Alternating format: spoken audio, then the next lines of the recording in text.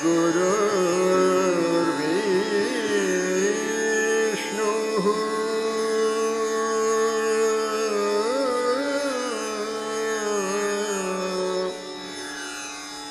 Guru Deva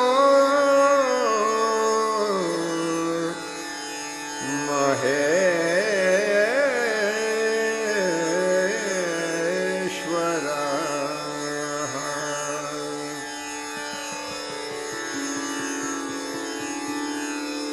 Guru Sakshat Parabrahma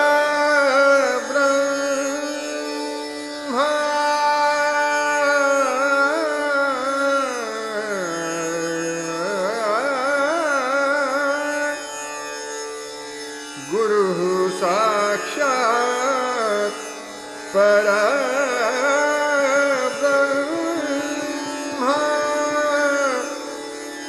Tasmai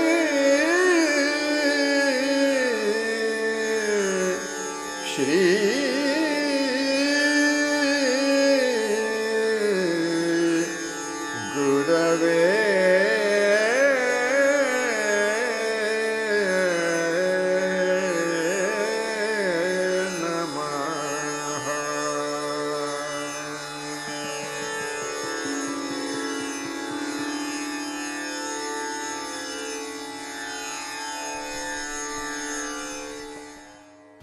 The Guru, or the Dispeller of Darkness, occupies an exalted role in Indian philosophy.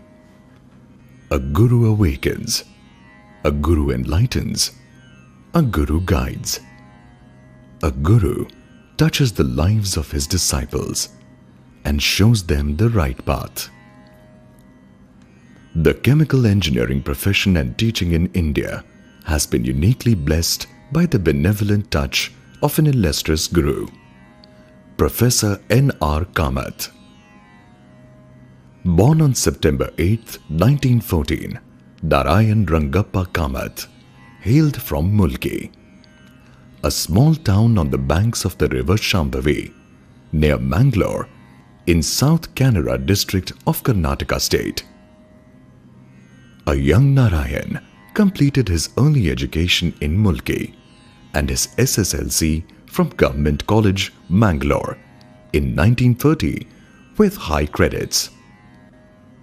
He moved to St. Xavier's College, Bombay, where he completed the BSc course in 1934 with a unique distinction of securing 100% marks in chemistry, a record unequaled in Bombay University for the next 40 years. There were many other firsts to his credit as well. He joined the Bombay University's Department of Chemical Technology in 1934, the first batch of the BSc Technology in Chemical Engineering, and was among the first students who graduated with a first-class distinction in 1936. NRK was awarded the coveted Nathubai Mangaldas Scholarship by Bombay University for higher studies abroad after his graduation. He joined the University College London, where he successfully completed a postgraduate diploma course in chemical engineering before commencing on his doctoral research work under the guidance of Professor H.E. Watson on the drying of pigments. Unfortunately, NRK's doctoral research had to be curtailed due to World War II, and he took a temporary job at the London Shellac Research Bureau, hoping that he would be able to resume his work after the war. But as the war situation worsened, and since the lab that he worked was completely bombed out, destroying his work, he had to give up all hopes of a doctoral degree. NRK met his bride Rosina in the spring of 1939 at an opera called Battered Bride by the noted Czech composer Smetana, which was being enacted in Covent Garden. The chance encounter soon developed into a deeper bond as they continued to meet through 1939 and 1940. In 1942, the two decided to take the plunge and get married. NRK's work during the years 1940-46 at Shellac resulted in as many as 18 publications covering many aspects of LAC utilization. In 1946, declining several offers to settle in the UK, NRK chose to accept a position at the UDCT in Mumbai and returned to India with his wife Rosina. By 1949, Professor N.R. Kamath started separate courses in plastics, pigments, paints and varnishes and laid firm foundations for the PPV laboratory at UDCT. In 1952, NRK cooperated with Major Hammond, R.V. Raghavan and others to set up the Colours Society, which set excellent relations with the chemical industry. In 1958, Professor Kamath was appointed Professor of Polymer Technology in the Department of Chemical Technology. Professor N.R. Kamath was the chemical engineer from the first batch of UDCT in 1936. And he had an awful reputation as a scholar, but he was Professor of Polymer Technology. So I knocked at his door and he says, "Who are you?" I said, "I'm so and so. I want to do research." He said, "Sit down. What do you want to work in?" So I told him what I want to work in. Now, some part which I wanted to do, he wasn't too fond of that, almost allergic. He says, "Why?" So I ran into a big argument with him, why I think that subject is good and why I should be working in thermodynamics and what ideas I have and how I'll pursue them. I also said how I will approach them. But so great was my involvement with him in discussions of various kinds other than my research. Something on my research, but predominantly outside research, other research students and all. Professor NRK resigned from his position at UDCT to take up the post of Professor and Head of Chemical Engineering Department at IIT Bombay in March 1959, where he continued till his retirement on 30th September 1974. At the outset, I would like to acknowledge the profound influence Professor Kamath had in shaping my professional career. Working as a faculty in the Department of Chemical Engineering under him was a rewarding experience. He demonstrated by example and not by diktat how effectively a faculty could function in an academic environment. For him, imparting meaningful education to students was the utmost priority. One could learn from him the style of pedagogy that will deliver the most to the students. I was amazed at the vast reservoir of knowledge he was privy to and the manner he used it with telling effect on many occasions.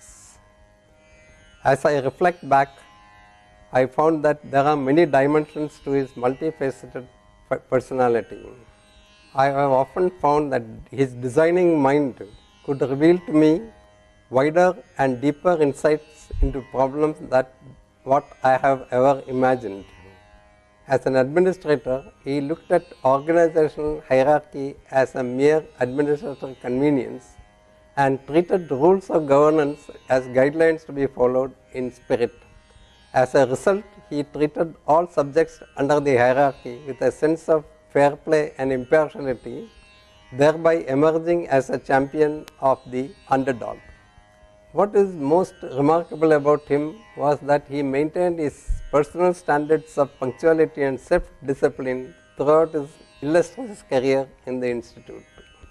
Interacting with him has been a lifelong education for me and many others in that era. NRK took up the position of Deputy Director in 1960.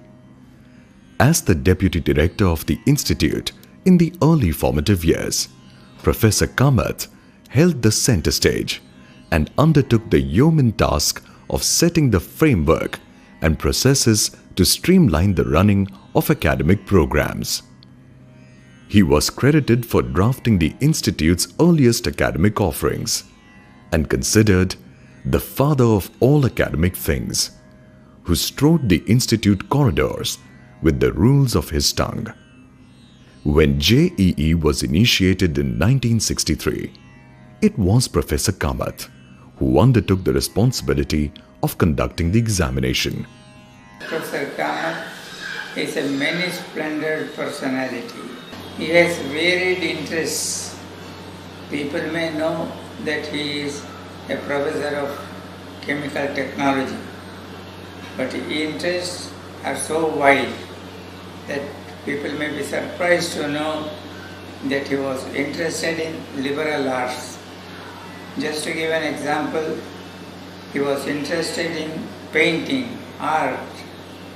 He was a very good friend of Shri K.K. Hebbar, internationally famous artist. He was also a self-made man, and his personality characteristic is quite different from what we can see from outside. To cite a few things, first director was Brigadier Bose. He was a civil engineer retired from army. The entire architecture of IIT Bombay, the buildings, landscape, roads, corridors, etc. were all planned and executed by him. So Brigadier Bose is the architect of the entire IIT infrastructure. In the same breath I can say, similarly, the entire academic structure, academic program and academic structure is completely due to Professor Kamath. He was the architect of UG, PG and doctoral programs. I'm Rekha Rege Natkarni, Chemical 1968. Really honored to be here. Professor Kamath's unique style of teaching, using humor to drive a point home, is something I have cherished all these years.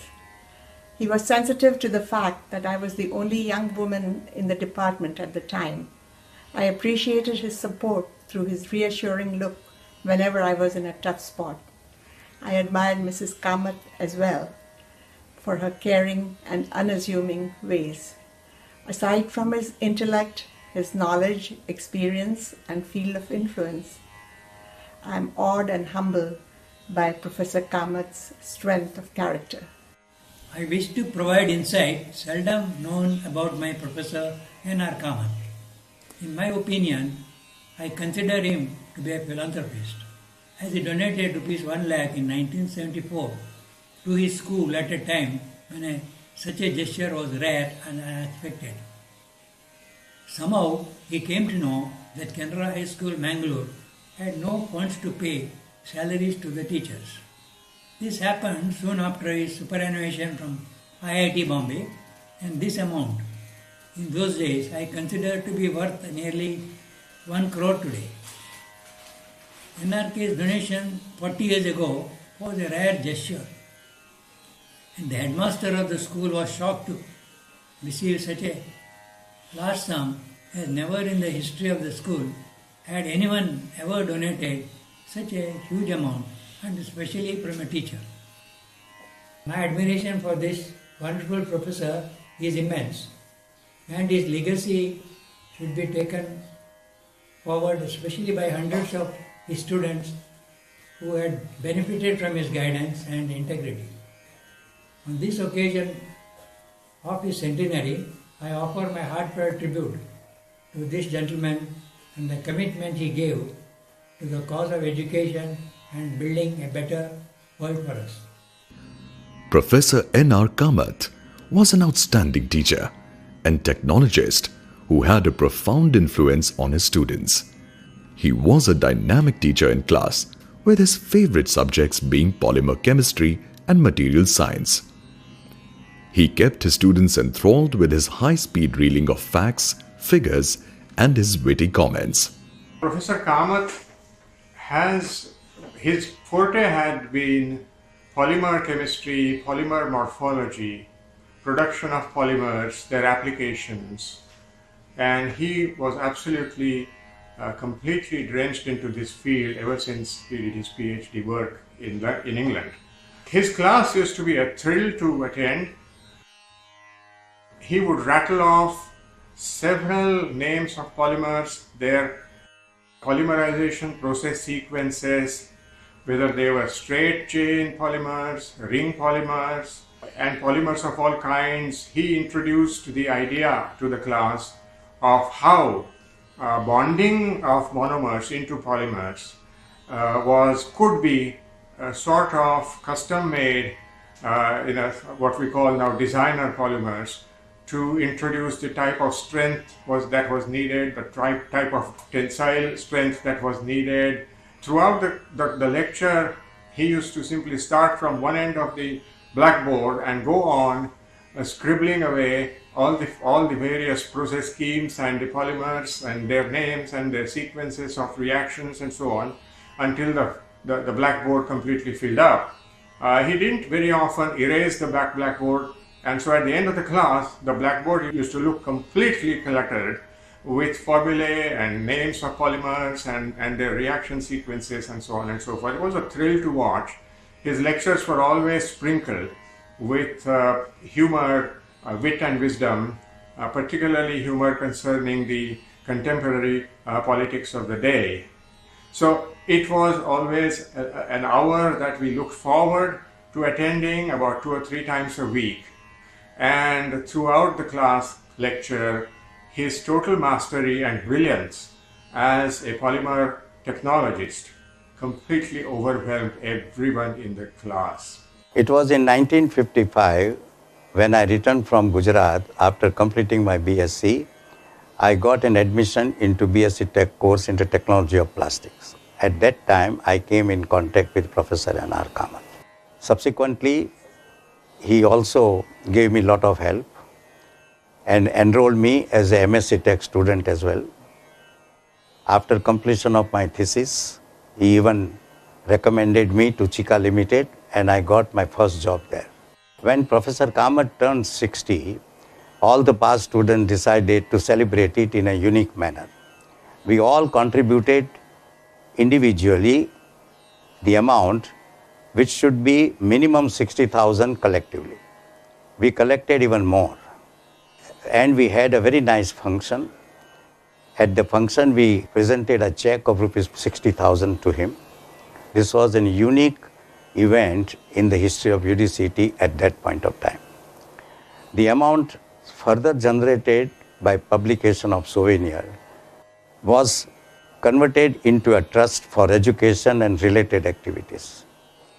Subsequently, the amount of the trust amount was distributed to 3 different institutes, namely Indian Institute of Chemical Engineers, the Color Society, and Indian Plastic Institute, with a request that every year at the time of Professor Kamath's birthday, they should conduct some course or some activity on 6th September or in and around that date. N.R. Kamath was not only an excellent teacher, but a good human being. He helped the people in a great way. He has created an excellent impression in my life, which I will cherish for a long time to come. For many students, Professor Kamath was the inspiration that set them on the road to success. For some other students, his shoulders were the ones on which they rested their problems. For many young faculty, he was the ultimate mentor and role model. For the underdogs, he was their champion. For the institution, he was the epitome of an educationalist par excellence. Gurus such as Professor N.R. Kamath helped shape great institutions and bless the individuals in it with the priceless and sublime gift of knowledge that sustains over several generations. Thanks, Professor N.R. Kamath, for this priceless gift of knowledge and pioneering mentorship. You will always, forever, live in our hearts.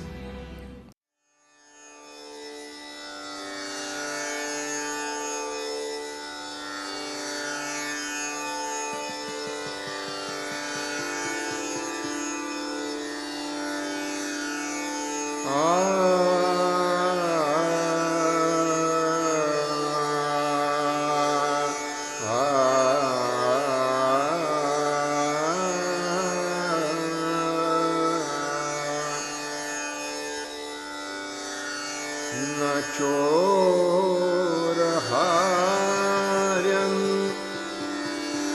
न च राजहार्यं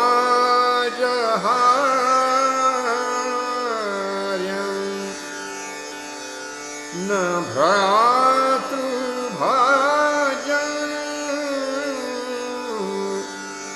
न च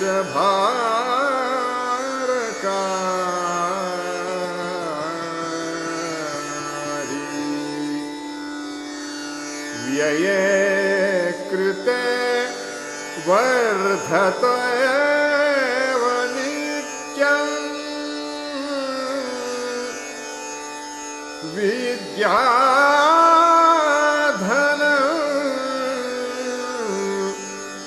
सर्वधनं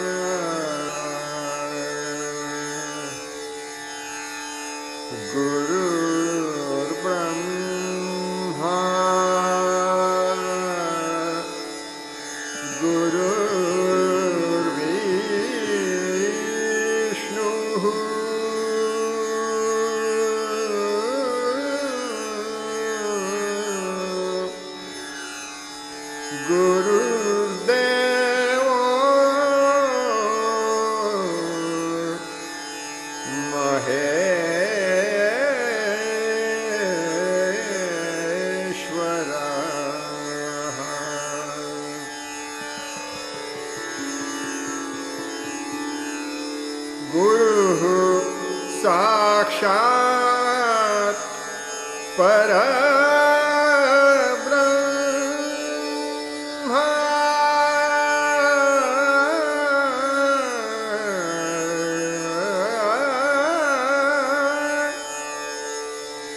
गुरुः साक्षात् परब्रह्म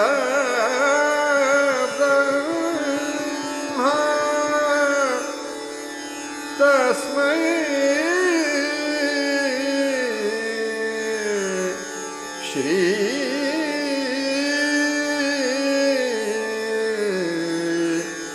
गुरवे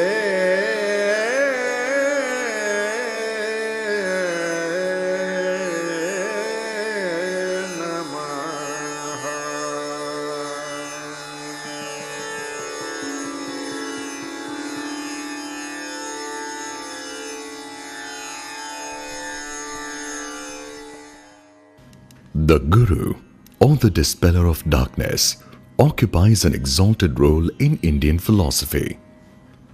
A Guru awakens, a Guru enlightens, a Guru guides. A Guru touches the lives of his disciples and shows them the right path. The chemical engineering profession and teaching in India has been uniquely blessed by the benevolent touch of an illustrious Guru, Professor N.R. Kamath. Born on September 8, 1914, Narayan Rangappa Kamath hailed from Mulki. a small town on the banks of the river Shambhavi, near Mangalore, in South Kannada district of Karnataka state. A young Narayan completed his early education in Mulki and his SSLC from Government College, Mangalore, in 1930 with high credits. He moved to St. Xavier's College, Bombay, where he completed the BSc course in 1934 with a unique distinction of securing 100% marks in chemistry, a record unequaled in Bombay University for the next 40 years. There were many other firsts to his credit as well. He joined the Bombay University's Department of Chemical Technology in 1934.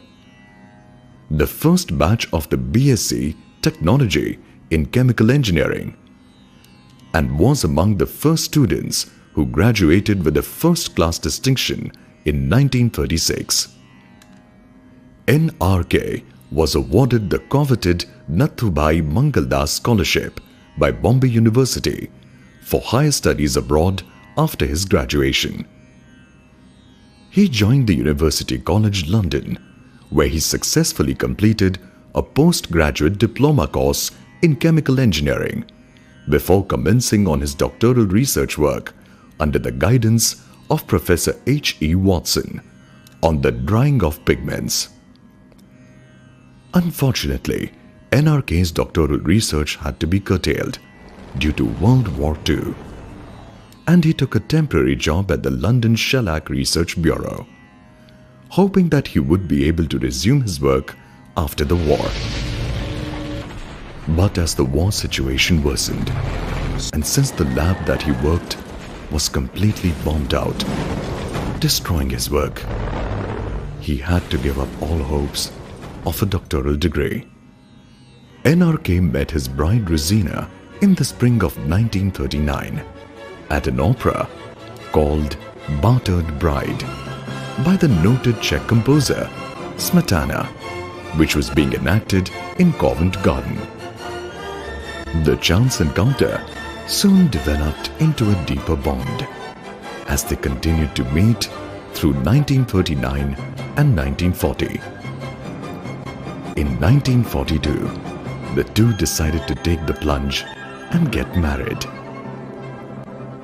NRK's work during the years 1940-46 at Shellac resulted in as many as 18 publications covering many aspects of lac utilization.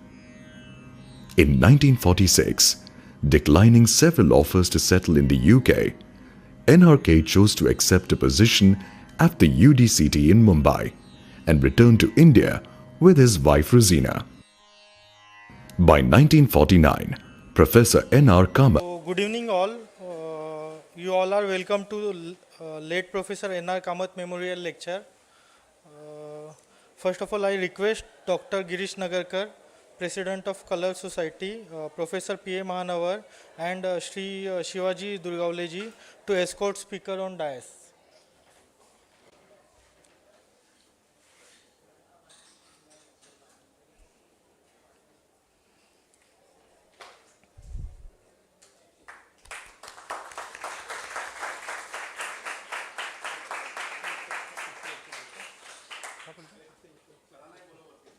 Yeah.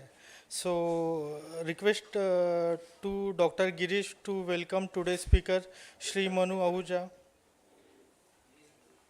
I request Professor A.P. Pandit to take a seat on dais, please.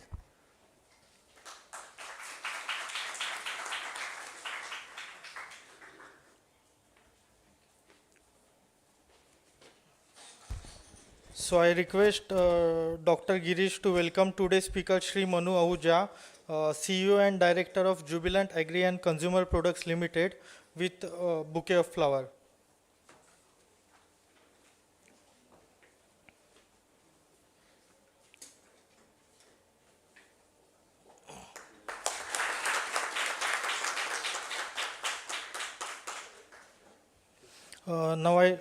Now I request Professor Mahanwar sir to welcome Professor Pandit, Vice Chancellor of ICT Mumbai, with bouquet of flower.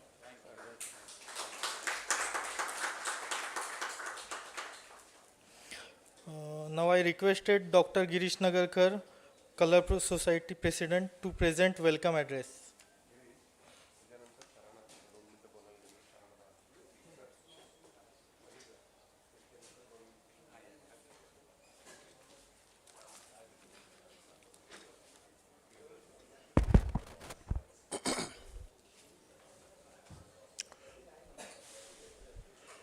Good evening, ladies and gentlemen.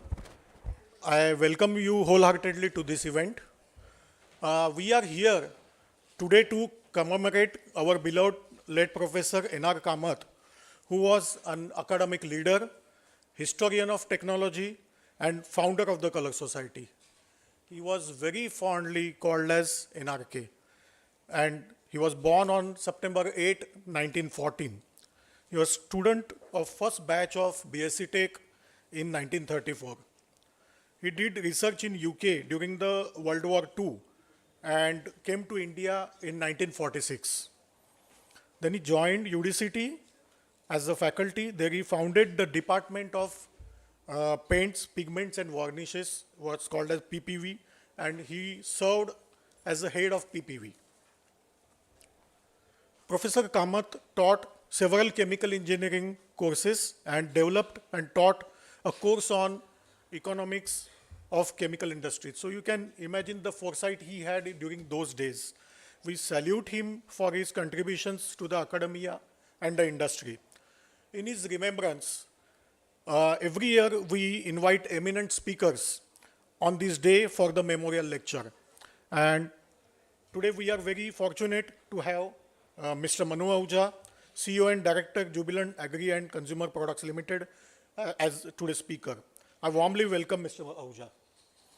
I also welcome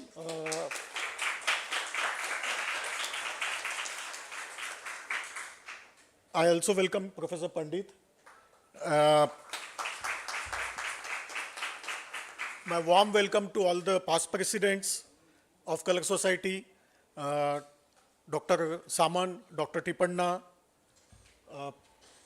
and all the office bearers, students, and audience. Thank you very much.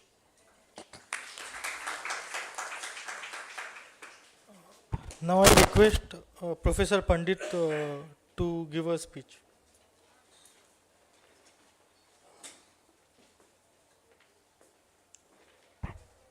Today's speaker, Shri Manu Ahuja, Professor Mahanwar, other office bearers of the Color Society, my old friends, Prashant, Arin Jagtap, and all the faces which are very familiar to me. Now, in past 2 days, this is the second N.R. Kamath related event which I am attending. Yesterday, we had a meeting where an award in his name has been instituted in ICT, and it is called as N.R. Kamath Book Award. Anyone who has written book, who is an ICT alumni or ICT faculty, is eligible for that. I will request Tipanna to leave a copy of one book. I could not get a copy because I returned that copy to you, or it was taken to the library. We could not trace it. I need a copy of that book, otherwise we also would have been considered this year, but we will consider you next year. The point which I am trying to make is, many people do not know that N.R. Kamath also was Professor M.M. Sharma's master's supervisor. As a result of which, Professor M.M. Sharma also has very fond memories of N.R. Kamath, and he held Professor Kamath in the high respect.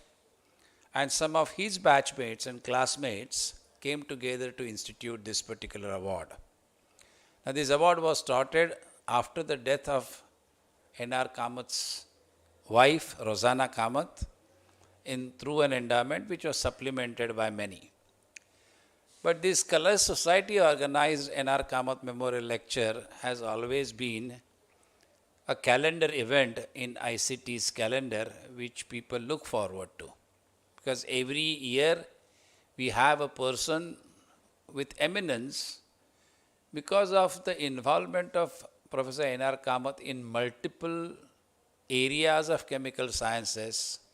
You pick up any area and you would find that he or his students in turn have contributed to that particular area. So we always have something which relates to late Professor N.R. Kamath. So I'm very happy that Mr. Manu Ahuja has come today to give this talk, and I welcome him to ICT. Jubilant has also been associated with ICT in multiple ways. I still remember when I used to visit Delhi anytime, along to visit Mr. Shambang, and then either going to Gajraula or coming back from Gajraula, he used to wait there, and he always used to feed me with Domino's pizza, because Domino's was at that time controlled by Jubilant. Today also. So I have a very fond interactions and memories of Jubilant, and I'm very glad that somebody from there has come here to represent his organization, as well as coming and presenting their viewpoint, a very important viewpoint looking at the title, to ICT students.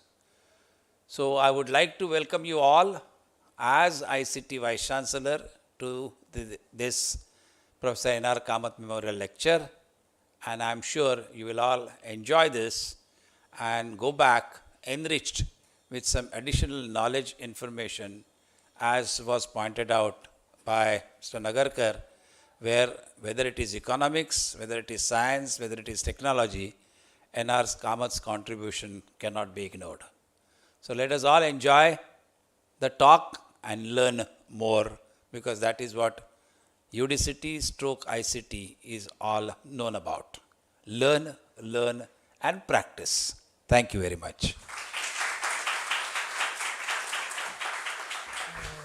Thank you, Professor Pandit, for the great memories about N.R. Kamath. Now I request anybody from audience to share the memories with Professor N.R. Kamath. Sir.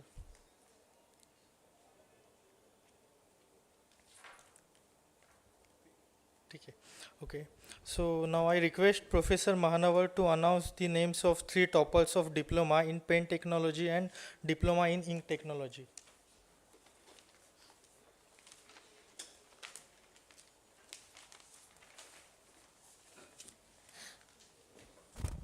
Good evening. Good evening. It's a really great privilege to be here with such a great personalities on the dais, as well as most of the past president.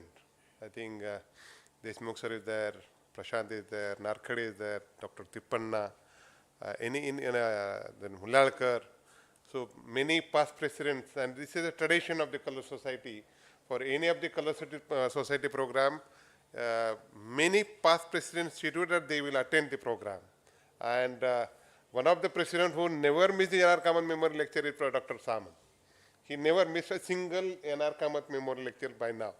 I hope this must be 27th N.R. Kamath Memorial Lecture. So I think henceforth we will maintain this particular tradition. As we know, Color Society offers 2 diploma courses, which are part-time courses, evening courses. That is, one is diploma in pen technology and another is diploma in printing technology. This year we had 15 enrollments in this diploma in pen technology and 20 enrollments in diploma in ink technology. And we had exams, and there are 3 toppers from each branch where we announced some prizes, and we felicitate these students who ranked first, second, third. So I think the student must have been informed and they must be there. So I'll announce the names reverse way, third one first, and then accordingly. So very first, diploma in pen technology. Before that, I will request today's speaker to do the honors of presenting the certificate to the students. Very first, from diploma in pen technology, Ms. Saili Chaudhary.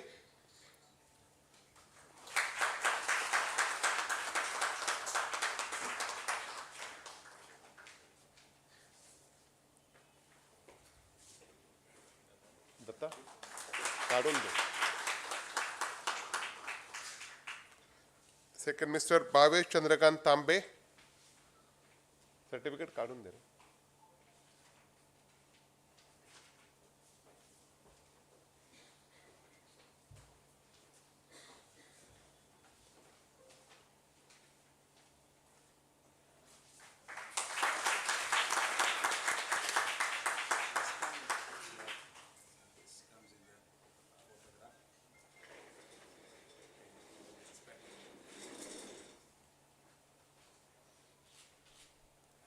And the person who topped in this particular diploma is Mr. Pradeep Tambe. Pradeep, congratulations. Others also, congratulations.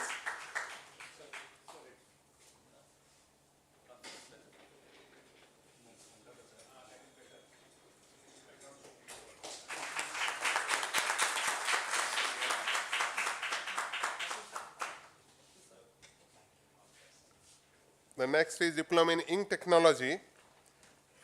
Third number, Mr. Duncan Negwa Nekte. He is from Uganda, so he is not available presently. We offer this course online, diploma course. So we had some foreign students also. Second number, Mr. Keshav Sharma. Keshavji? Okay, and the first one, Miss Manisha Arun Kumar Gupta. Manisha? Okay. Thank you. Thank you, sir.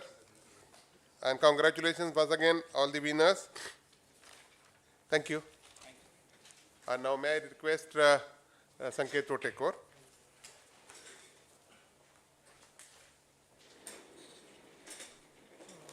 Thank you, sir. Congratulations to winner. Now I request Professor Mahanwar to do the honor of chief guest presenting the certificate. Okay, sorry. So now I request Shri Durgavale to introduce the speaker, Shri Manu Ahuja.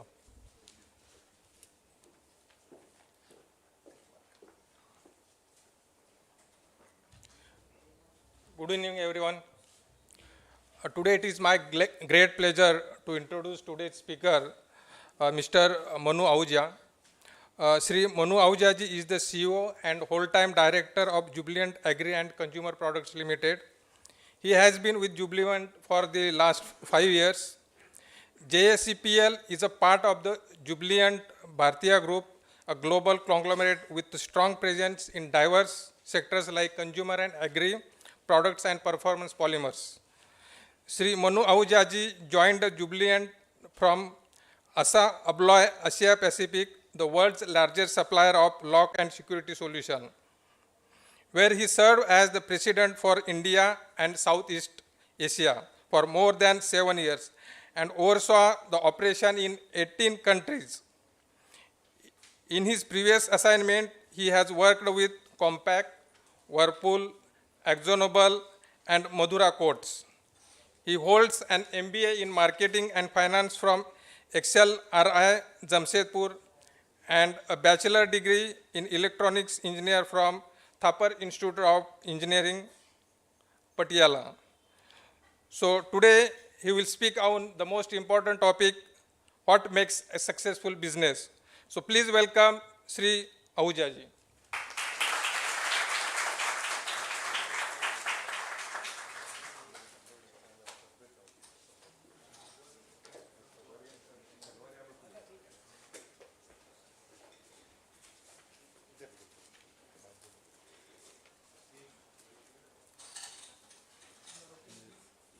You have a hand mic?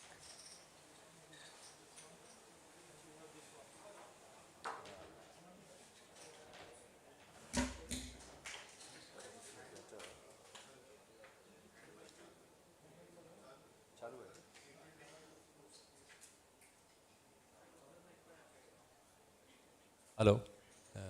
Is it fine? I'm okay with this. Is it audible? Yeah. Okay. Thank you. Extremely honored to be here and see some bright young faces in this room, and brings back old memories when I was in an engineering college. I was telling Prashant that I didn't know that ICT is the erstwhile UD-City. And when I was preparing for my engineering entrance, I remember it was like a holy grail of chemical technology, UD-City. And it was like almost impossible to get into this institute from where I was. And it was, I think, equivalent to, of course, the IITs when it came to chemical technology. I didn't understand too much chemistry then, so I decided not to pursue chemical engineering.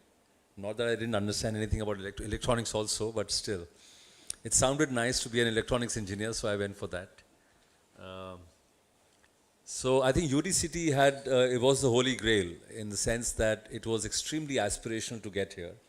And I'm proud and honored to be here today and trying to tell you something about, a little bit about what I think I know. When Prashant told me that, why don't you come here to the Color Society and talk about something, I said, listen, I run a chemical company, but I had no idea about what chemical technology is all about. So what can I speak to the stalwarts about chemical technology? So he said, no, it's not required to speak anything about chemistry and chemical technology. Whatever you know, you can talk about. I said, then it sounds fine, then I don't mind. And whatever little I know or I claim to know is about running businesses, which is what I've done all my life for the last more than 30 years. And I will attempt to tell you about my experiences, about what is it to run a business. You guys are extremely intelligent, sharp people, and some of you will grow up to become more business managers and might want to run businesses. A lot of you will remain in the academia, and some of the stalwarts and the extremely erudite people that I'm meeting here today would like to pursue that profession. But whatever it is, I hope some of these thoughts can be a bit of a learning or some aspiration for some of you. Right? And before I start, I would also like to clarify that I have nothing to do with Domino's, and I am not expected to give you free pizzas and all that. Right? So don't expect anything of that sort happening. And personally, I'm not a pizza fan in any case, and I love to have the Mumbai vada pav. And if Prashant had told me there's going to be good vada pav here, I would have had the Madras Cafe dosa outside this college. So great being here. I love this part of Mumbai. It gives you the old world charm, old world feel, the real Mumbai. So I think it's great to be back here. So without much ado, I will try and attempt to tell you a bit more about what it means to run a successful business. Usually, I am not a fan of presentations, and I prefer to have a chat with people and what they want to know, if they have any questions. That's my preferred style, but didn't want to throw caution to the winds, so I did prepare something simple, something generic. It is the usual gyan, so don't get... Yeah?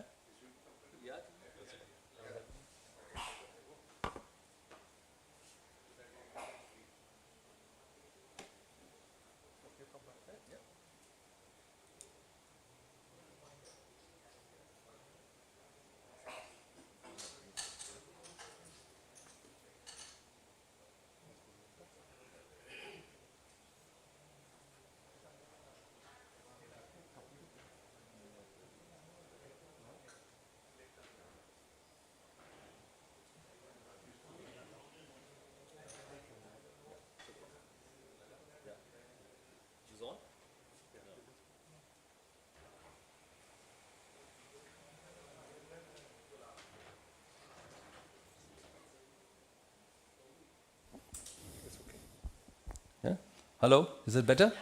Much better? Okay, so I was saying I'm not much of a fan. Put it in my pocket. I'm not a fan of presentations, and I prefer more impromptu conversations with people and more chats.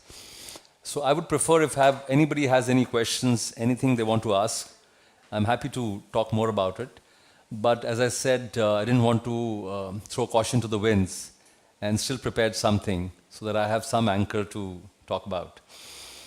I'm also a firm believer of stories, right? So it's important to have a story in your life. Right? Without a story, you are kind of a bit lost. So I believe that all of us have stories, and all of us should create stories in our life which are meaningful, which have an impact on society or your atmosphere or the kind of organization or your institution you are in. One of the first things I ask people when I interview them who want to come and join our organization is, what is your story? So what is that you've done in life, and what have you brought new to the table? What is your mantra and what is your story? I think that's very important, and that also helps you in building a successful business. So while I will tell you about some of the theoretical stuff about running a business, but all this has been a part of my journey in building successful organizations, and that's what I have followed to the T, what I'm going to talk about. So I will relate some of these thoughts to an actual story which I have managed to be a part of, which is my previous role. I can't talk about too much about this company because we are a listed company, and I can't tell you too much stories about this right now because we can't share absolute inside information in public.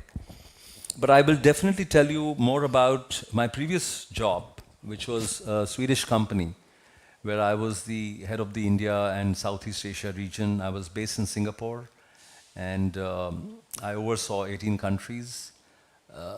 That's a story which sounds okay, but what really went through that whole journey about building that business is what I would like to relate to each one of you when I go through some of these slides. Okay, so it's all about that. So I'll start with that. When I joined that company, I was recruited in India, and they wanted me to be a part of this organization. So when I went for the interview, I couldn't even pronounce the name of the company. And I said, I went there because the consultant told me go and meet them.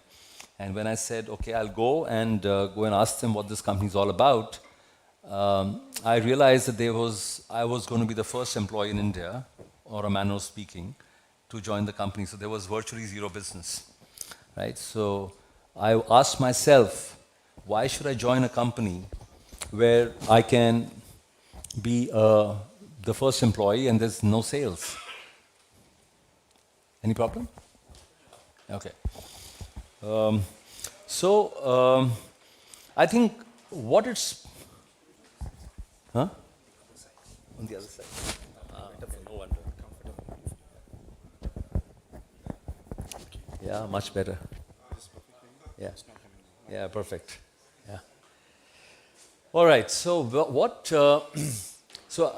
And when they asked me that you're going to be the first employee of this company and we want you to set up the India operations, so I listened to them, and I went back to my house and asked a lot of people, is it worth working for a company which has got nothing in this country and you're going to be starting from scratch?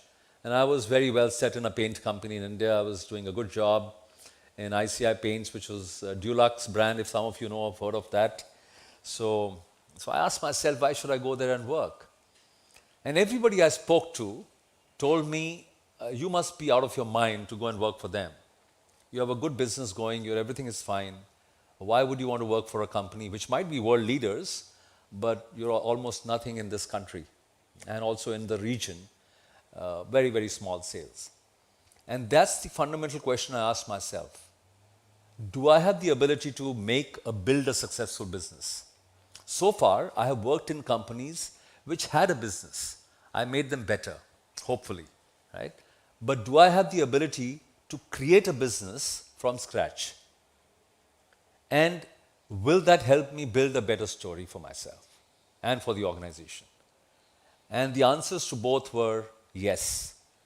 I had to build a story for myself, for the organization, and for the people around me, and create an impact. And this was an opportunity for me to do it. And I said yes to that job. And when I joined the company, I was the first employee. And when I came in, I didn't know, because my boss was Swedish. He had never been to India itself. And I went and looked for first day when I was going to office. So my wife asked me, where's your office? I said, I don't know, because there is no office. And believe me, I went and picked up my bag and I looked for a business center to make my first office. So it took me a week to find a business center, and that was my first office. And my first employee was a secretary I hired from Nokia that time, and she came and joined me, and she left me within a week. And because in the exit interview I took from her, she says, I'm not comfortable sitting in an office all alone with a guy who's also staring up in the sky and he has no work to do. So I'm not sure this is the place I want to be, right? So that's how we started building the business. And then I hired a head of India, and within 6 months, the guy was known to me, and within 6 months he came to me, he said, Manu, I think I know you personally for many years. I have deep respect for you, but unfortunately I have to leave. I said, why? He said, because there is no story here. There's nothing's going to happen. This business is not going to go anywhere, right? It's a very tough business. Godrej Locks is the leader in India, and you can't even sell one lock here. It's impossible to create anything in this business. I said, fine, I'll think about it, but good luck to you, but I plan to stay here for some more time. And that's when I decided to build the business properly and build a successful business. So that's the story I'm creating here. And what I'm going to tell you now is actually what I did and me and my team did to create a story in India. So I'm not putting figures for that company. I'll tell you later what really happened, from where we started and where we ended up with. But this is exactly what we did, right? So this is a real life story, guys, without any names, without any pictures. But it'll help you relate to what it is to build a successful business. Any questions so far? Yeah. Feel free to interrupt me, interject, have any questions. I prefer a free-flowing conversation. I'm not a person of rigor and process. Yes? So what made you stay in the company? Because I told you I had to build a story.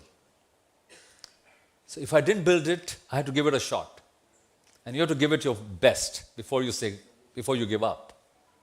I don't believe in giving up.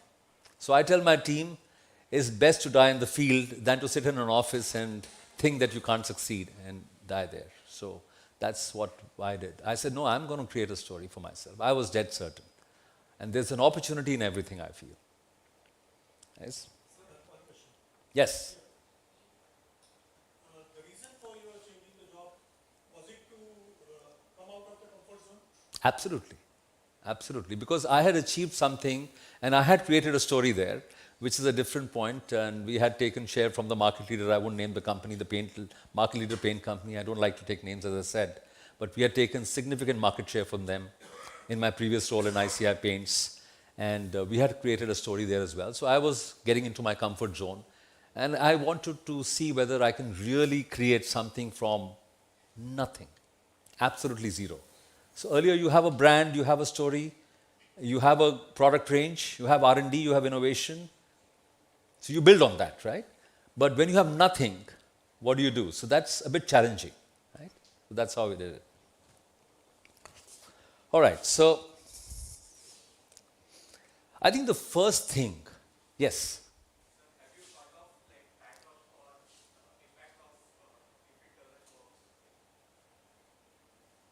If it doesn't work, I don't let those thoughts normally come to me, right? They do come, but I shoo them away. Because if you start getting into that mode, then you start to make plan B and plan C and plan D. In my book, there's no plan B and plan C. There's only plan A. And you have to execute and make it happen, right? So it's very personal.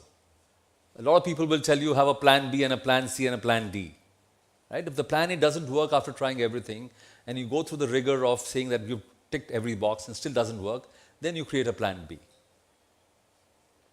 Yep? Okay. I think the first thing in any business, for running a successful business, or for yourself as a brand, as a chemical technologist, or an excellent professor, or a business manager, is to first create a vision for yourself. What is your vision? How do you see yourself 5 years, 10 years, 15 years, 20 years later? Or what do you foresee of the organization you work for?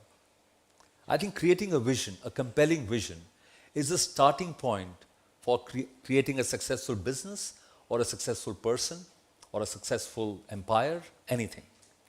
So don't think it's only about business, it's about you as a person, as an individual, as a brand. important to have that vision, right? I think what it does is it helps you connect the dots. It helps you put some things in perspective, right? Now, if you don't have a vision, you are usually not guided properly. Of course, the vision has to be, rooted in reality.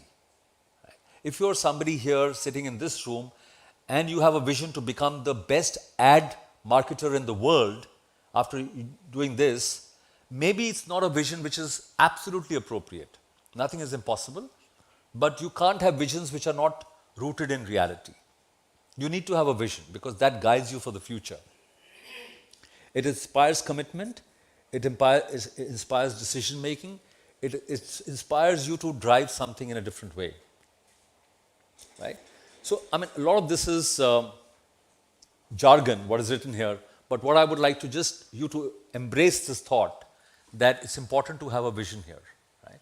So, I will relate to this, the company I joined previously. When I joined, and after 6 months of struggling in the business, after having not been able to find the right leadership team under me to be able to, put the whole business together, it took me almost 8 months before we could even create a basic team with us. I think the first thing which was lacking in that time, those 6-8 months, I did not create a vision.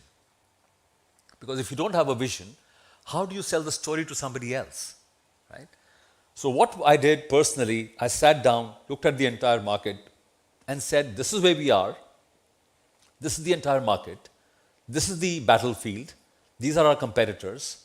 Where do you think, and I looked at our internal capabilities, our organization, there was hardly any organization in India, but there was a global organization. What are their strengths? What are the opportunities here? Who are the competitors? What are their strengths and what are their weaknesses? And with that context in mind, I created a vision for the company. So let me give you some numbers. When I joined, our total revenue in the business was around, including the 18 countries that I was looking after, was around 70 crores. And India was zero out of that, right? So I created a vision, and we were obviously, the market size was maybe 10,000 crores or something like that, or 8,000, we were almost zero, right? So I said, what is going to be our vision? And we were obviously the last number in the whole industry. So I created a vision that we will, in 5 to 10 years, between 5 and 10 years, anywhere between that, we will aspire to be the top 3 players in the region. Now, coming from zero, you had to create a vision, right? Now, whether that vision was realistic or not, I'm not sure at that point in time, but it had to be compelling. If you're going to hire somebody under you and you tell him that I have 0 sales today, in 5 years from now, I will double the sales. From 70 crores, you'll go to 140 crores. Is it aspirational? Maybe not, when the market size is 10,000 crores. It's not aspiration.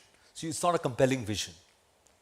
So I created a vision saying that we will become either number 1 or number 2 or number 3 in this industry in the whole 18 countries put together in between 5 and 10 years.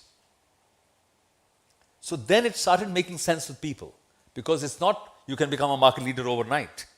It'll take you some time. It's not that you have to become 10 times the size or 5 times the size. You have to become either number 1, number 2 or number 3, right? Because the number 1 in the region was maybe 2,000 crores. Okay?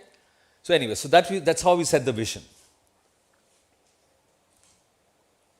As they say, where there's no vision, and you can see for yourself in your organization, when you deal with your professors, they tell you, they give you a vision, they tell you a story. They're not giving you from one class to the other. They tell you in 1 year or 4 years from now, this is what you will achieve. This is what you can aspire to be, right? So they create a vision for you. Once you've created a vision for yourself, I think it's extremely, extremely important to hire people under you or with you who have the ability to share a common vision with you. Right?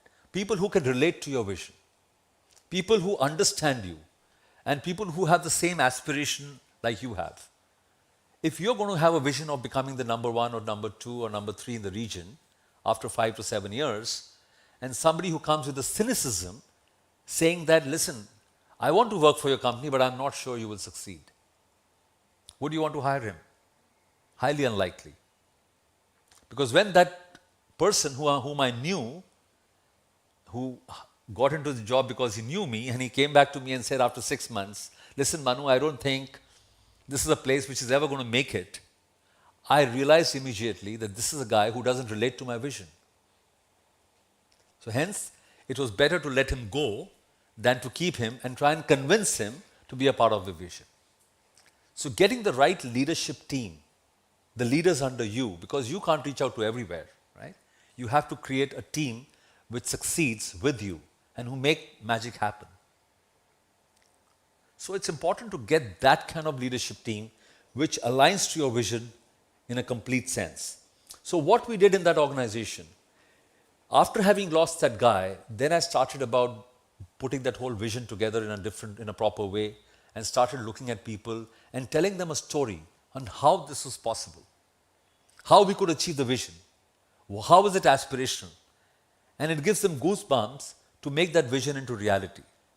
And people started buying into the story, and people started relating to the story, and that's how you build a team which is completely aligned to your vision, a team which will take the success and the failure in its own stride and say that yes, we are a team together and now we will create that vision into reality. It took me a long time to do it. It took me almost a year more to get the right set of leaders under me.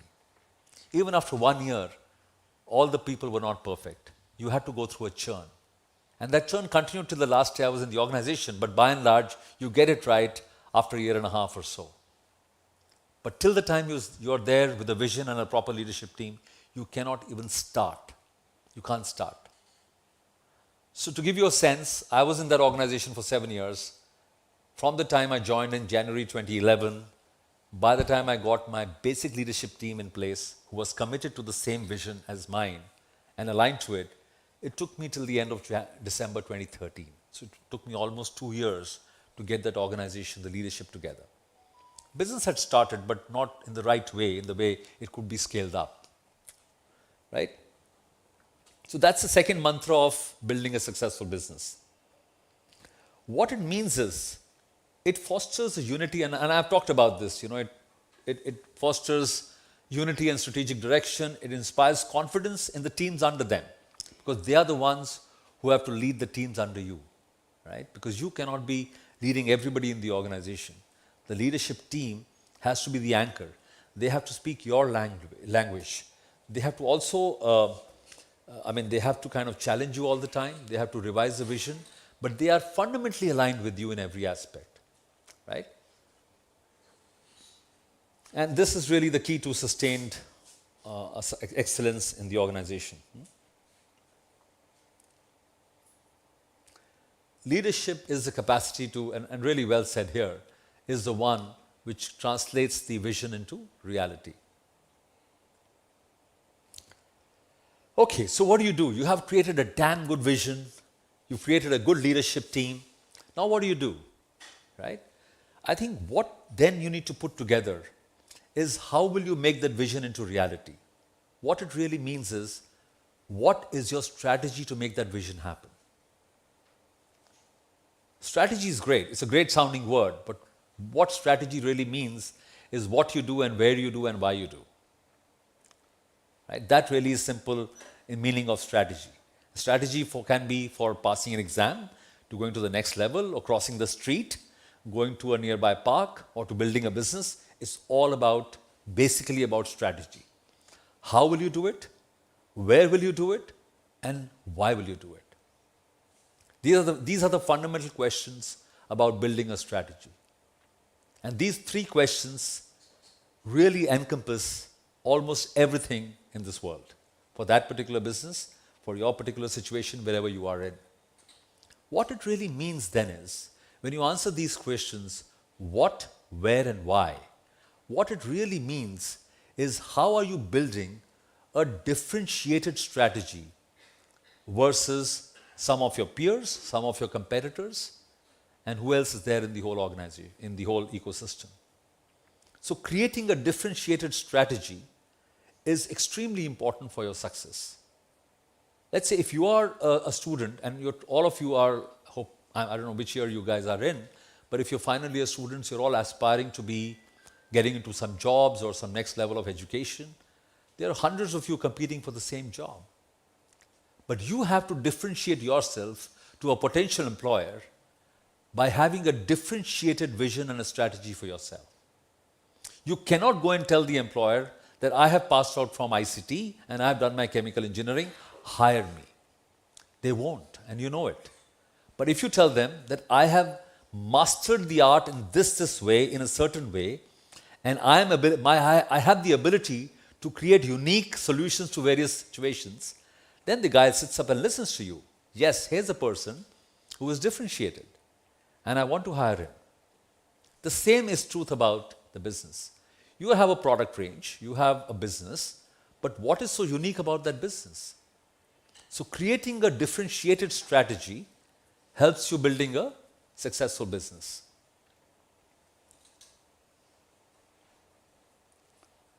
What it does is gives you a competitive edge. Just to give you an example, a very quick one, we put a strategy in the lock business that time. All of you, I'm sure, use mechanical locks, Godrej locks and all that, right? And we were the ones who started selling digital locks the first time in India. And I was insistent that we will start selling very expensive locks because they are digital, they are biometric, they give convenience to customers, and they will see us as a differentiated player. The entire team members of mine, including my leadership, told me that I've gone nuts, I've gone bananas, there's nothing going to work. The average price of a Godrej lock in the country was 2,500 or 3,000 rupees, and I was talking about selling a 35,000 rupee lock in the country. 35,000 rupees. And people told me, you've gone mad. There's no way this business is going to work. It's not that we were not going to sell the 4,000 rupee lock. We were going to sell that as well. But we had to differentiate ourselves by putting our brand at a premium and telling the world that here's a company which has the ability to sell great products at crazy prices, but the value they give to the consumer are just incredible. So I personally led the whole delegation. There's a big builder in Delhi called DLF. I don't know if somebody has heard of it. Right? It's a big builder. And we sold them the first 1,000 locks in the country ever. Ever. And the house I stay in DLF today, I stay in Gurgaon in DLF, has the same lock which I sold them in 2011 or 2012. I don't remember which year. Right? Because we sold them a benefit. We sold them that you are going to differentiate your products in the market versus a Godrej lock. So sell that. And we had to sell them the vision, the differentiated strategy. And that's how we started building our business in the country. By positioning ourselves as a company which is highly innovative, has the ability to offer differentiated value to consumers, and has the ability to think out of the box. Of course, we were not going to sell millions of those because there's a limited market for all that, but it sets up the pace for you in the organization, in the whole industry. Yeah? So it reinforces brand identity, sustains growth through innovation, etc., right?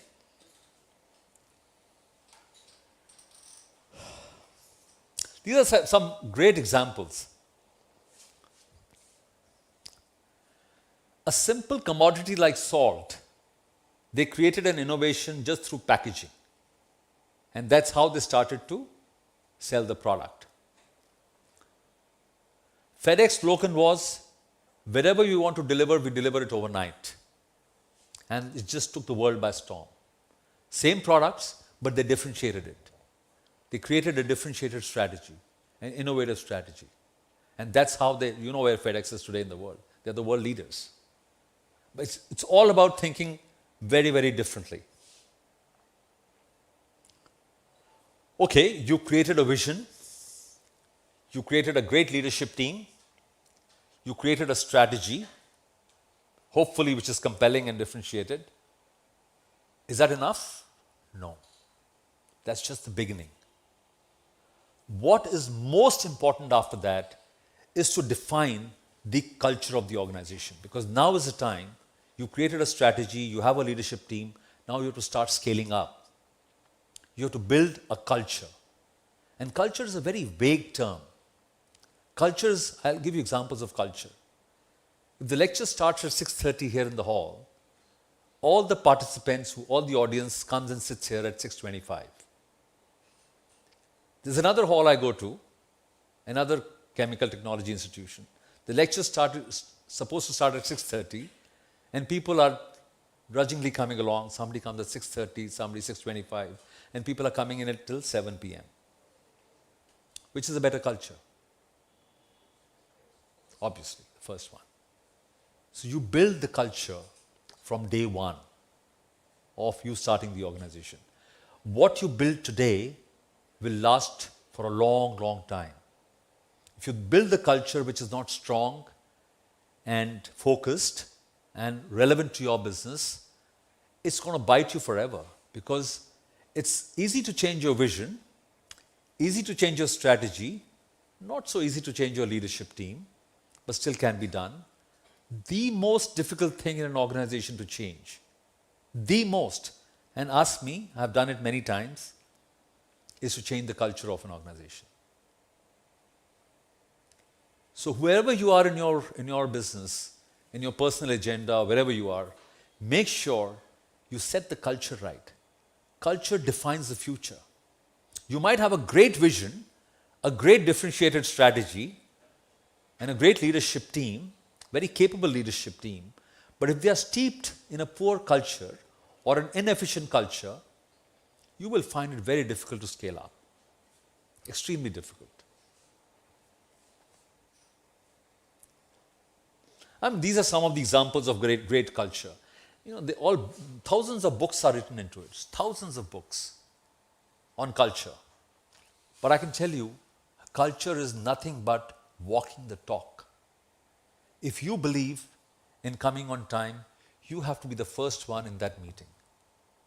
If you believe that hard work is extremely important, you have to be the most hardworking person in that organization. There can be nobody in the organization who works as hard as you. If you find somebody working more than 15 hours a day, you have to start working 16 hours a day. If somebody is working 16 hours a day, you have to start working 17 hours a day. Right? So culture is what you define. People will look at you for culture, not at a book. It's great to have these books which talk about culture, right? But as a leader, you define the culture. And culture resonates with everyone. It just permeates in the organization. It permeates at a very subconscious level. Nobody talks about it every day. Nobody talks about it every day.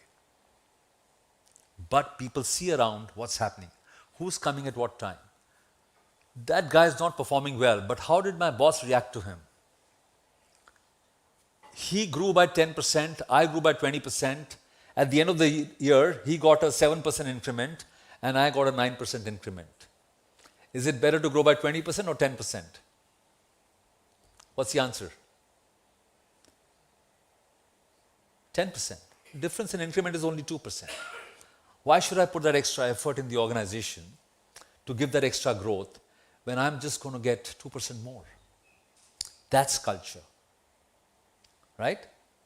He took a risk in doing certain thing, and he got hammered by the leader saying that, why did you fail?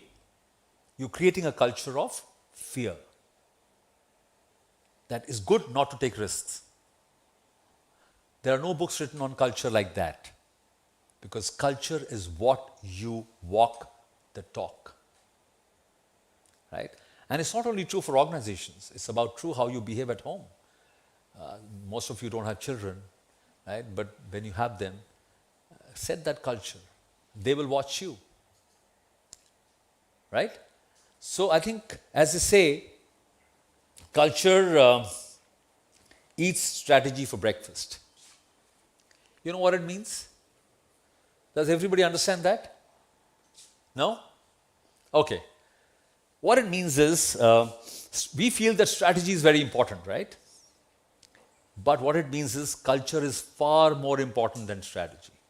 It can have it for breakfast, they say. it can eat it up. You can have the best strategy, but if you don't have a great culture, it's all zero. That's what it means. Right? The lion eats a deer for his prey. Culture is the lion. Strategy is the deer. Okay?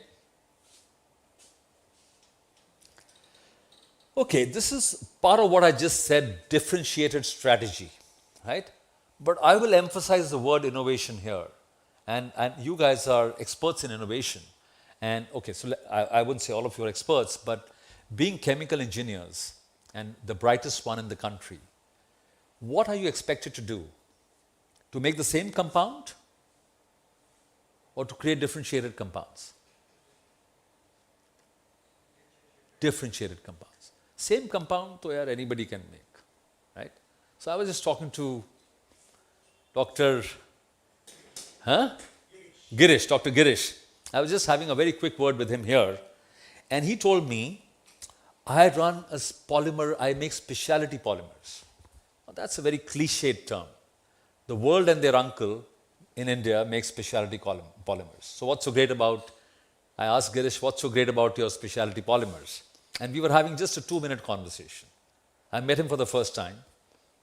So and because I'm wired like that in my mind, what is so great about, what is so differentiated about your products? Because what it tells me is, if he has differentiated products, he has a huge chance of success. If he doesn't have, then my God, he's going to be just another guy. And what did he tell me? That he makes differentiated polymers. He used the word differentiated. What it means is he makes innovative polymers, right?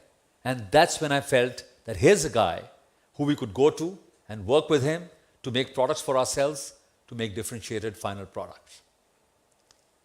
Will he succeed in eventuality? Most likely yes, because he's not run of the mill.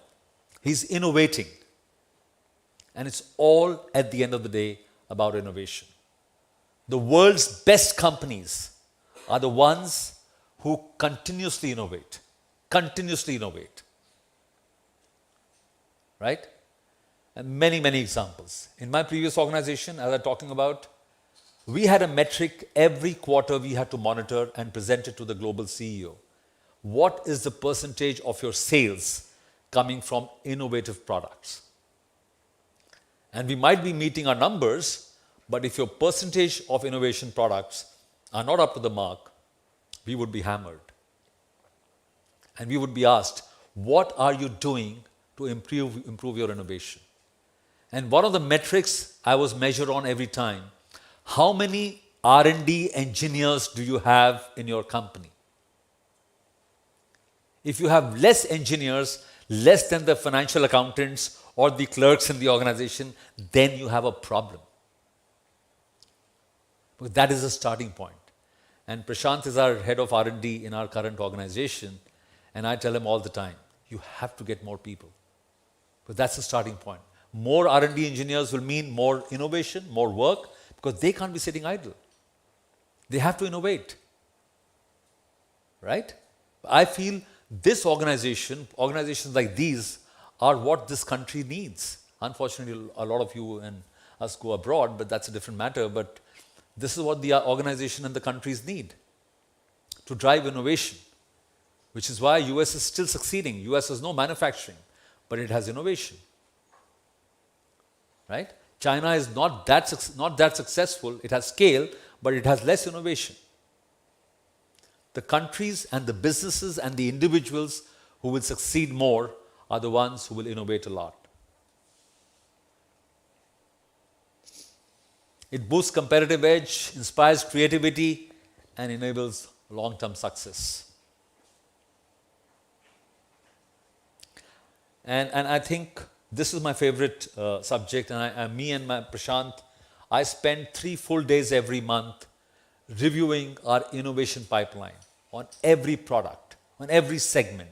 And we do painstaking reviews on what are we doing to build innovative products, which will help deliver our differentiated strategy. Right? So I think this is really the heart of running a very successful business. Now I'm coming more to the lower order issues. Now, how do you really run the business on a day-to-day basis? So remember, we created a compelling vision. Then we put a very strong leadership team. We created a differentiated strategy. The culture, a very strong culture of very strong ethics and values in the organization. And we fostered a culture of innovation. ये सब तो कर लिया. But is that enough to run the organization? Running the organization is far more complex than so far what has been done. So far what you've done the easy part. Creating a vision, you have the intellect, you'll create it. You have the charisma, you'll get the leadership team. Differentiated strategy, if you have enough intellect, you will do it. You'll create an innovation pipeline. But when the rubber hits the road, when you start to build a business, what does it really happen? You need a strong team, right? You need an army of people to deliver the business. That's where the cookie starts to crumble.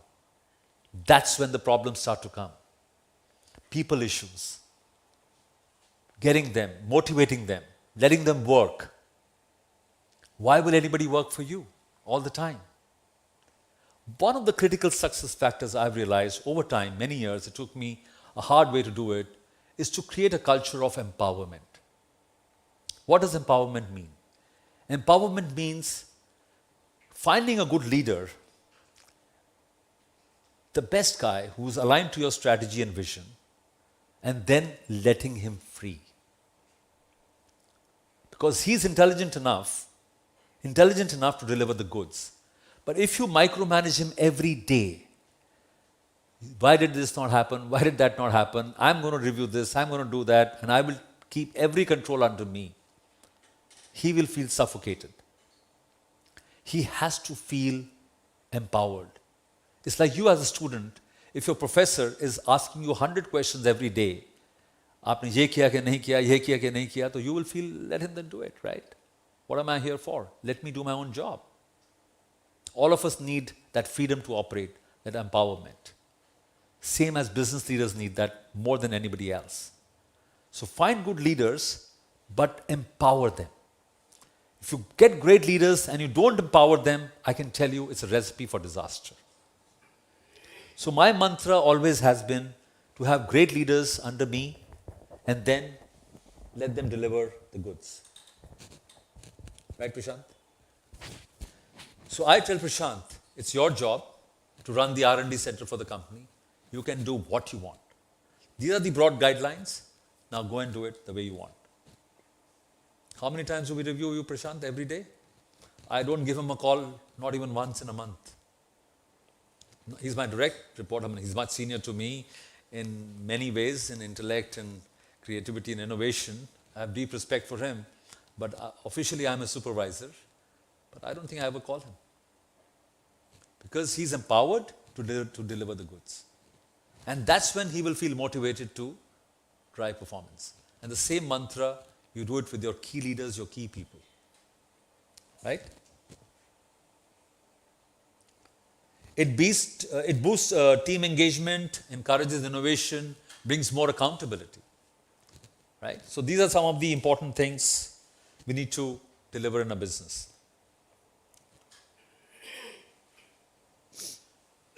You give up. When you empower people, you give up control. Right? It's like passing every bill every day. But you're letting your leader pass the bills on his own. Right? But you're giving up some power. All of us need power all the time. Giving up power is very difficult. But what it does is, it empowers the other person. And he delivers the goods for you.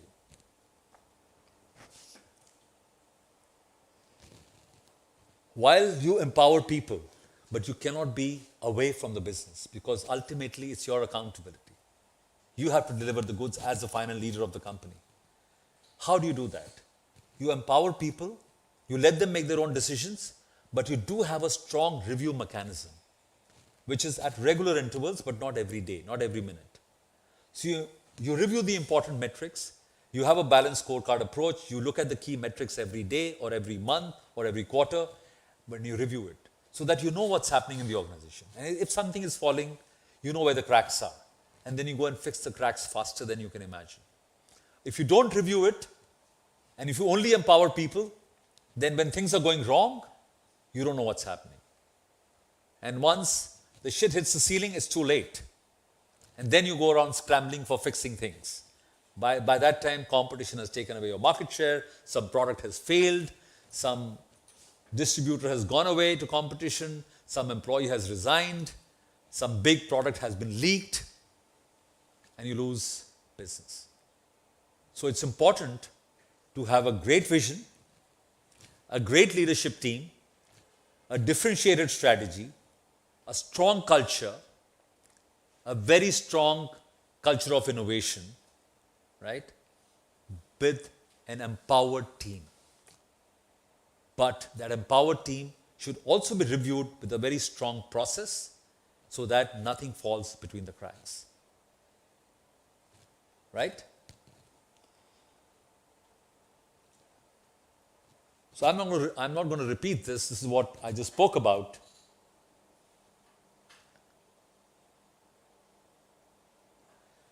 This is jargon, but I think it's extremely important. So my mantra always has been in business, whatever somebody comes and asks me, so I ask that fundamental question, can it be measured? If it cannot be measured, then don't talk to me about it. First, create a measurable task around it, measurable metric, which can be then monitored and which can be reviewed. That's about a strong process and a review. So that's an extremely important thing about running a good business. And finally, it's about doing something absolutely flawless. Let's take the example of this lecture. You have a great memorial lecture, you have a great auditorium, you have a great faculty here, which means a great leadership, you have a vision of having this lecture every year, right? Everybody comes on time, it's a great culture, people are empowered to take decisions, right? They're also reviewed sometimes, regularly, but somehow the execution is not flawless, which means the tea which you were giving outside was cold. The batata vada didn't come on time. The chairs here are broken. The flowers smell. Is that great execution? No. You've done everything all right, but you finally forgot how to execute it. Of course, if you had a great review process, it would get caught regularly, but you cannot underscore the importance of a world-class execution. To me, it comes in the end, but actually speaking, it is the most important thing in any organization. How do you really finally execute to the last detail? You can have a brilliant strategy, you can have a differentiated vision, but if you do not deliver your goods to your retailer or to your customers on time, you lost it. If Amazon in India started delivering goods in 10 days instead of 1 day, would you buy from Amazon? No? No way, right? Why? Why not? Because it's a great company, great vision, great leaders in the world, great strategy which is differentiated. They have a review system which you guys cannot imagine. But they did not deliver the parcel in 1 day. They delivered in 10 days. Is it a successful business? It is not. You did everything else right, but you forgot to execute it flawlessly. So guys, it's all about delivering that business in the most fundamental way and executing it to the last T, which means a culture of extremely high execution, a culture of high standards, a culture of meeting deadlines, a culture of continuous improvement, a culture of innovation. All this is a part of execution. How you deliver the last box to that consumer, to that retailer, or that thesis on time, or that assignment to your professor every day on time. You might be the most brilliant student in the class, but if you continuously fail to meet deadlines with your professor, you're not the best student anymore. Yes or no? You know it better than me. Because eventually, you will start failing. Even your professor will fail you. Unless, of course, you're Einstein or Oppenheimer or something, then maybe not. But those exceptions are there. But yeah, this is all jargon, but exactly what it means. Exactly what it means. One can steal ideas. You can have the best product, the great ideas. You can have an ease my trip versus make my trip. You can have another company, Myntra versus Amazon, or Flipkart versus Amazon. But whoever ultimately wins is the one who wins through execution. You will order through Flipkart if Amazon fails you. You couldn't be bothered whether Jeff Bezos is the Amazon chief in the world or not. What matters to you is the moment of truth, the moment of getting that parcel delivered in your house. And that's about running a successful business.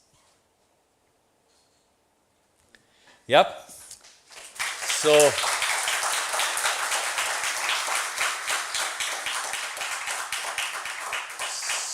let me tell you what happened to that business, which I took over when the business was 70 crores, when I joined in Jan 2011. We were making a loss of 20 crores. We had, in the total region, we had around, I think, 25 employees, 2-3 in India and something like that. When I left them in December 2018, when I left them in 2018, we were close to 1,000 crores with a 150 crore profit, with more than 1,000 employees, and we were the leader in the region, right? This is how we built that organization, through all these steps, consistently delivering it to the hilt, right? So that is what we created a story, and that's how we built a successful business. Thank you. Any questions? Feel free. Yes? Sir, would you please elaborate your review process? What things you do in that? Okay, so I think Prashant can tell more about it. How do we review? Okay, I can only tell you that they're very rigorous, and what we follow a system of consistency. Like we review, let's say, our innovation pipeline of products every month and the last week. So everybody knows that in this month, I have a review on the 28th of September for my innovation pipeline. So one is consistency, right? Number two, we look at the same metrics month on month. So people get used to it and start to think in that way. Number three, we follow a very balanced scorecard approach. A balanced scorecard is a term, it's a management tool, which essentially means you break down every task into two parameters. One is the input, and other is the output. Which means, let's say if you have to develop an innovative adhesive, right? Or let's say an innovative sealant, right? Delivering an innovative sealant is the output. The sales of the innovative sealant or adhesive is really the output. The input is the number of, let's say, experiments you did, the number of options you created to arrive at the final product, right? The relative performance you want to bring in the quality of that product relative to competition is the input to finally delivering a better adhesive or a paint, right? So you measure both the input metrics and the output metrics consistently in a regular interval. Once you start doing that and you review them regularly, the entire organization starts to think in that direction.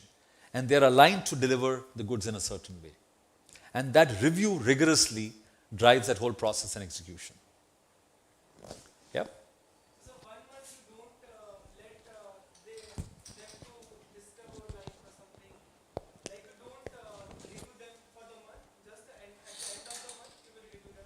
Yeah, depends on the business or the function. We review with a certain regularity. So like innovation we do every month, sales we do every month, certain, let's say manufacturing capability I will do once in a quarter, supply chain I will do once in 6 months. Depends on the criticality of the function. Yep. Hello. Yep. You can share your views on Sustainability. sustainability. Well, it's a very interesting and a very relevant topic, undoubtedly, and I think today no business can claim to say that I don't believe in sustainability. Right? The larger vision of a sustainable environment and sustainable organization and the world, sustainable world, is known to all of us. So I'm not going to talk about that. Right? But what it really means today is, in today's world and business, is that most consumers or customers are extremely aware of sustainability. Especially the younger generation are willing to partner with companies and buy products of companies which they feel are genuinely driving sustainability. So as a business leader, and I think for you to drive sustainability in a very innovative way and in a sustained way is becoming extremely essential to growing a successful business. Right?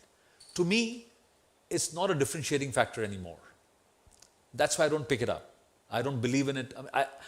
I think 5 years ago, maybe it was. But today, I think it's become a necessity.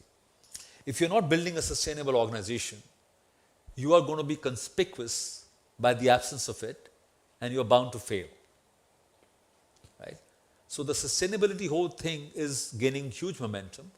And yes, I think depends on the category in which you operate. I think you have to endeavor to make your business as sustainable as possible, continuously going along. But whether it is today in India an absolute must to become a great business, yes and no, depending on the category you have. But if you don't do it, the chances of failure are very high. So it's more conspicuous by its absence now than by presence, if that answers your question. If you had asked me the question 2 years ago, I would have said it can be a differentiating factor, but not anymore. I think people know about it. Yes. Hello, sir. I'm going to take 30 seconds to reach my question. Sure. That's a lot. Anyway, yeah. Carry on. Just to be precise, being a first generation entrepreneur myself in the coating industry, lost it all in 5 years, then decided not to lose it in a rat race, let me differentiate myself and give it a last shot, then being successful for the next 5 years, going debt free, expanding. So today when I am a little, I would say a little, I'm successful in it now. I would say, how do I analyze? This is the question I ask myself daily. How do I analyze? What is the risk I can take now? Like you being yourself from a listed company, you know the word debt is a big thing and it can topple the share prices and the stakeholders. So how do you decide on the debt part? What is the debt that would be convincing? Like you say, okay, a year profits or 2 years profit or whatever. There was some formula for that. It's a very good question actually, because I was grappling with this question today morning with my boss about, of course I can't share numbers with you, but exactly the same point. Whether should we raise debt because we have some growth ideas, and I was pondering with him whether should we raise debt or something, what should we do? And I think the answer came on its own, right? How the answer emerged was that you have to first create value in your own organization, right? If you have created adequate value in your organization, then you can partake with some debt, right? But first important thing is, have you created adequate value in your current organization? Have you got your fair share of your value? And when I asked that question, when we were talking in the morning, we realized that in our business, there's still enough value to be created before I go and take debt. If the answer there was yes and no, and we're kind of almost stretching ourselves, then I would have said, okay, let's either take more equity or dilute our equity or take debt. Then those were the options. But our first question was when we asked ourselves a fundamental question, have we reached what we had to reach? The answer is no. Then we said, let's first reach a level of our own competence. Let's create adequate value in the organization. and then we can choose within whether we should dilute some equity and take equity instead or take debt. Then it's an easier answer. But to be more specific in the answer which you're asking, if you think you've created enough value for the products that you've created, and you think the market's kind of saturated beyond that and this is what you can reach, then I would say dilute your equity first and don't take debt. And do that. But if you think you haven't created enough value, I would say go and create value first and then go and dilute. Otherwise you dilute very cheap. Debt should be your last resort. Debt-free is a good sleep. Huh? Debt-free company is a good sleep. Always, always. I hope it answers your question. Thank you. Yeah.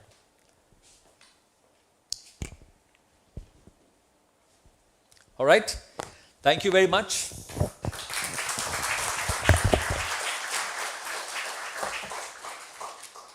Thank you, sir, for a great and transforming session. I am sure that everyone sitting in this auditorium will definitely take something good from here.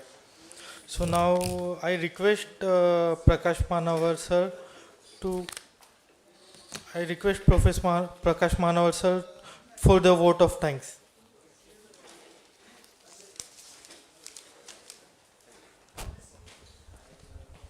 Good evening.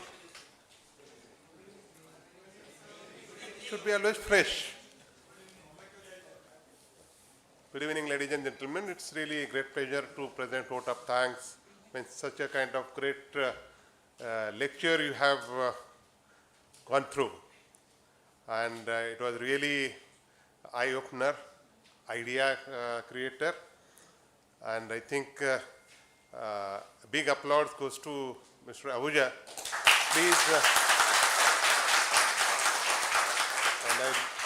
Ahuja sir, I really thank you for accepting our invitation. My pleasure. And very much I'll thank Prashant for becoming mediator for getting such a great speaker for Color Society. Can I request Dr. Girish Nagarkar to present a memento to Sri Manu Ahuja ji as a token of appreciation. And I hope we will have contacts, relations hereafter also for the Color Society.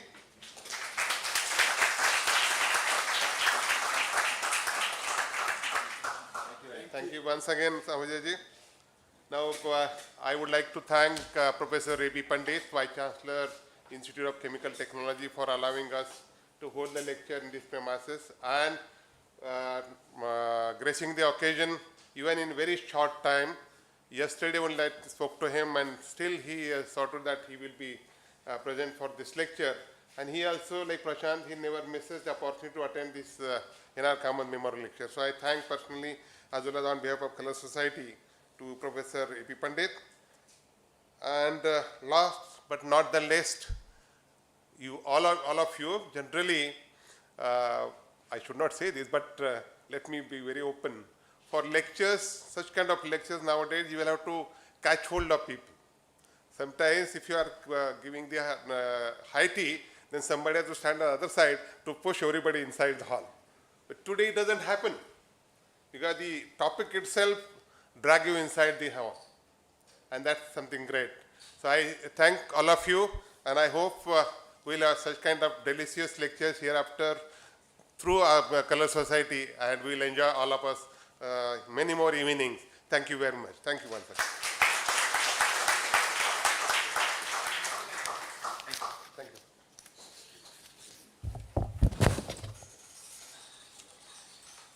Color Society members, be here because we are now going to open up for the AGM.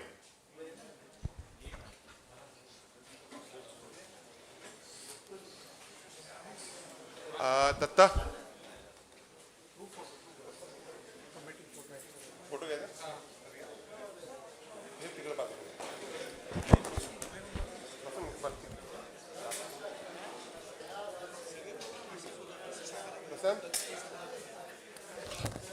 Photo gather.